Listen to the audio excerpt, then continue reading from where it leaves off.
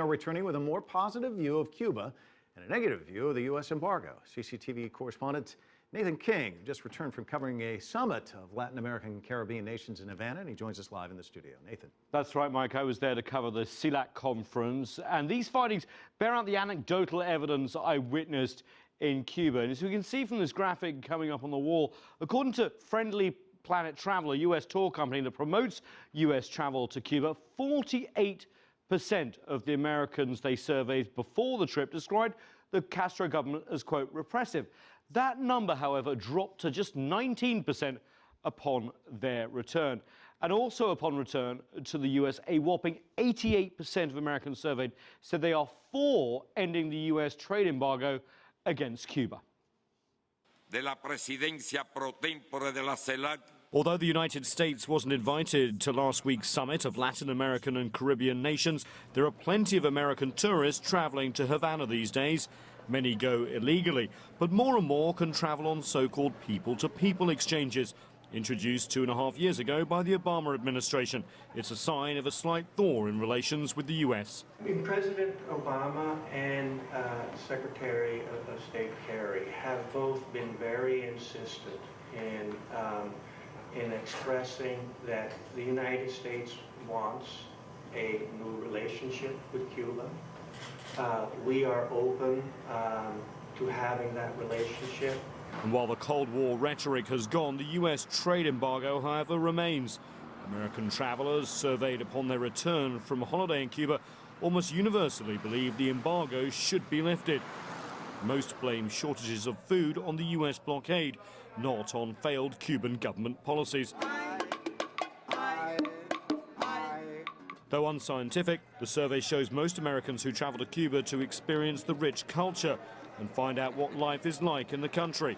A whopping 81% said they will return to Cuba even though they have no family ties to the island. Restrictions are being eased on Americans' travel there, and Cubans are also seeing reforms. They're able to open small private businesses and buy and rent property. There is a more positive atmosphere about the future. There's something changing. I can feel that there's change in Cuba. People are daring to say things out loud, which before they would only whisper to a friend's ear. Cubans are also traveling in bigger numbers too. They can now travel without a government permit, and there are daily flights between Havana and Miami. There are, however, big obstacles at the political level, including U.S. government contractor Alan Gross, sentenced to 15 years in prison for bringing in satellite phones and computer equipment without a permit. Cuba is still on the U.S. list of state sponsors of terrorism, and there is criticism in the U.S. that these people-to-people exchanges are a vehicle to spread Cuban government propaganda. Yeah, U.S. Senator Marco Rubio from Florida, Cuban-American, has said these troops do little more than help the regime's image, fund its repressive machine, and undermine the courageous work of Cuba's democracy fighters. But increasingly, many who travel to the island and talk to Cubans who live there believe that lifting the U.S. embargo will do more to encourage reforms already underway and remove what many consider the main reason for Cuba's poor standard of living. Mike?